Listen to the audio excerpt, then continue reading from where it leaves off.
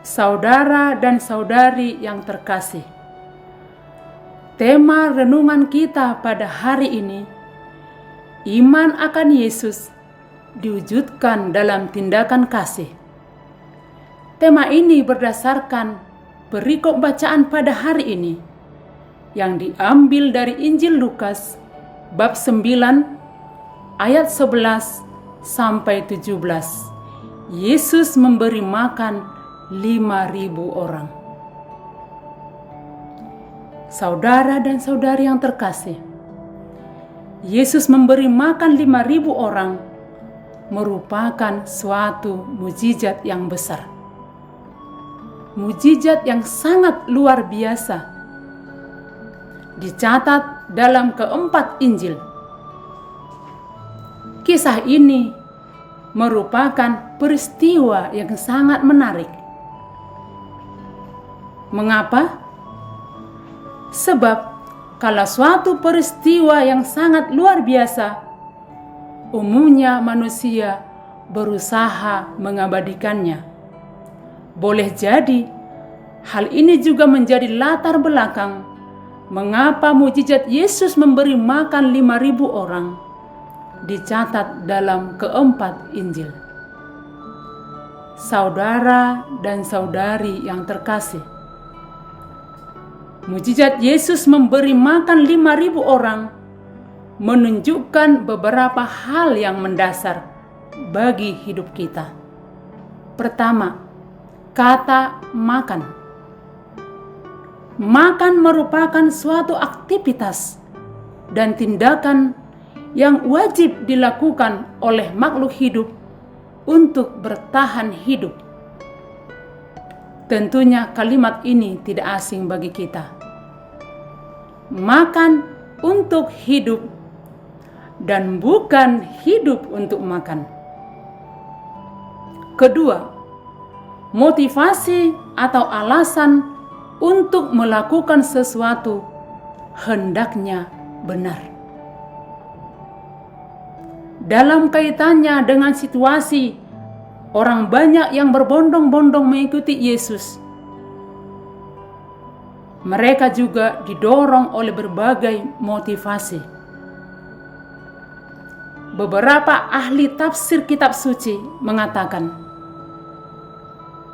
orang banyak mengikuti Yesus boleh jadi karena mereka ingin melihat Yesus lebih dekat. Yang lain mengatakan, barangkali karena orang banyak telah mendengar tentang mukjizat Yesus dan mereka mau menyaksikan mukjizat itu. Apapun alasannya, fakta menunjukkan bahwa banyak orang mengikuti Yesus, yakni 5.000 orang, dan belum termasuk perempuan dan anak-anak. Saudara dan saudari yang terkasih, pernahkah kita bayangkan situasi orang banyak yang mengikuti Yesus? Sudah lelah, panas, lapar, haus, atau mungkin tidak mempunyai kekuatan lagi untuk mendengarkan Yesus. Para murid menyadari situasi orang banyak tersebut dan memberikan usul kepada Yesus agar mereka sebaiknya disuruh pulang. Tetapi Yesus tidak menghendaki orang banyak yang telah mendengarkan pengajarannya pulang dengan situasi lapar dan tak berdaya. Percaya pada kerahiman Allah, Yesus berdoa dan memberkati 2 ekor ikan dan 5 buah roti. Dan terjadilah mukjizat yang membawa sukacita dan kebahagiaan bagi para murid dan juga bagi orang banyak. Saudara dan saudari yang terkasih, dalam perjalanan hidup harian kita, di tengah situasi dunia dewasa ini, dunia yang syarat dengan banyak persoalan hidup, kemiskinan, kelaparan, kebodohan, ketidakpedulian terhadap sesama, egois, dan mau mementingkan diri sendiri atau kelompok. Dalam situasi ini, Yesus memanggil kita untuk menjadi saksi sejati yang siap menunjukkan kepada dunia bahwa mukjizat Yesus memberi makan 5.000 orang pada masa lalu masih bisa dilakukan pada masa kini di tengah dunia dewasa ini. Ada beberapa hal yang perlu kita persiapkan bila kita hendak meneruskan mukjizat Yesus pada masa sekarang ini. Pertama, berdoa untuk mencari kehendak Allah. Melalui doa yang terus-menerus, kita diarahkan semakin mengenal Tuhan, dan dengan mengenal Tuhan, kita pun terdorong untuk mengikuti Dia dalam perjuangan hidup kita. Santo Vincentius dalam butir emasnya 21 Desember berkata, "Kalau kita sungguh berdoa, tidak ada yang tidak mungkin bagi kita." Maka doa menjadi dasar dan utama untuk mengetahui kehendak Allah. Kedua, ketaatan pada perintah Tuhan. Pada perikop Injil Lukas, Yesus menyuruh muridnya untuk tidak menyuruh orang banyak pergi. Sebaliknya, menyuruh mereka duduk berkelompok. Dan para murid taat pada Yesus dan melakukan apa yang diperintahkan oleh Yesus. Saudara dan saudari yang terkasih,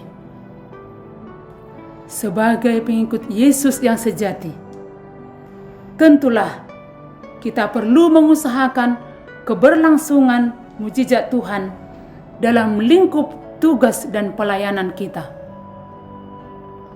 Ada banyak ragam tugas dan pelayanan yang kiranya bisa kita lakukan untuk menyatakan pada dunia bahwa sampai saat ini pun mukjizat Yesus memberi makan 5.000 orang masih berlangsung. Misalnya, lewat kesediaan kita memberi makan orang miskin, memberi bantuan beasiswa kepada siswa dan siswi yang kurang mampu, mengunjungi dan merawat orang sakit, menolong orang yang kurang mampu, mendengarkan orang yang terabaikan, dan menjadi saudara dan saudari bagi mereka, sebagaimana Yesus sendiri sudah melakukannya. Tugas untuk melanjutkan mukjizat Tuhan ini tentulah merupakan tugas yang mulia dan membutuhkan kesungguhan kita. Saudara dan saudari yang terkasih, pada hari ini juga gereja merayakan Hari Raya Tubuh dan Darah Kristus. Kita percaya bahwa mukjizat Yesus memberi makan 5.000 orang bukanlah merupakan sesuatu yang kebetulan, tetapi seturut rencana Allah sendiri. Santo Yohanes Paulus II dalam khotbahnya pada Hari Raya Tubuh dan Darah Kristus menyatakan bahwa Maria sebagai model iman dan menjadi wanita Ekaristi. Maria merupakan pribadi yang taat pada kehendak Allah. Maria, Bunda Tuhan dan Bunda kita semua, sungguh mengajarkan kita apa arti memasuki persekutuan dengan Kristus. marilah kita senantiasa berdoa padanya dan memohon pertolongannya, agar kita sanggup mewujudkan mujizat Tuhan dengan setia pada jalan hidup kita. Tuhan Yesus memberkati kita. Amin.